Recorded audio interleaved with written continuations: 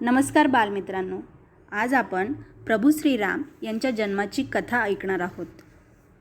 चला तर मग सुरुवात करूया. हिंदू पुराण ग्रंथांनुसार अयोध्या येथे दशरथ नावाचा राजा राज्य करत होता. राजा पराक्रमी आणि दयाळू होता. राजाला 3 राण्या होत्या, कौशल्या, कैकेयी आणि सुमित्रा. कैकेयी राजाची आवडती राणी होती.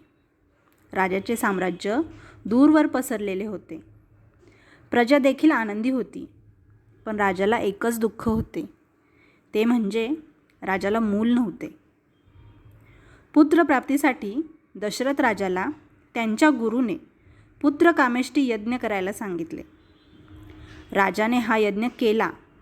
त्यामुळे त्यांना अग्निदेव प्रसन्न झाले व त्यांनी प्रसाद म्हणून 3 फळे राण्यांना खाण्यासाठी दिली. पहिला पुत्र आपल्यालाच व्हावा म्हणून कैकेयीने पटकन 1 फळ उचलले. त्यानंतर कौशल्येला 1 आणि सुमित्रेला 1 फळ मिळाले. कैकेयीच्या हातातले फळ पक्षाने चोच मारून उचलून नेले. त्यामुळे कैकेयी दुःखी झाली. ते पाहून मग सुमित्रेने तिचे अर्धे फळ कैकेयीला खाण्यासाठी दिले. त्यानंतर 3ही राण्या गर्भवती राहिल्या. कौशल्याच्या पोटी प्रभू श्रीरामांचा जन्म झाला, तर कैकेयीच्या पोटी भरताचा जन्म झाला. सुमित्रेला लक्ष्मण आणि शत्रुघ्न असे 2 पुत्र झाले. श्रीराम सर्वांपेक्षा मोठे होते. 4ही भावंडांमध्ये खूप प्रेम होते.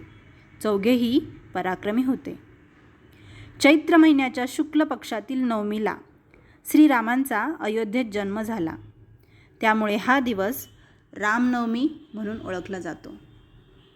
तर अशी ही रामजन्माची गोष्ट होती.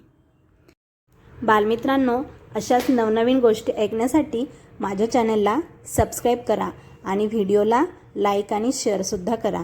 धन्यवाद.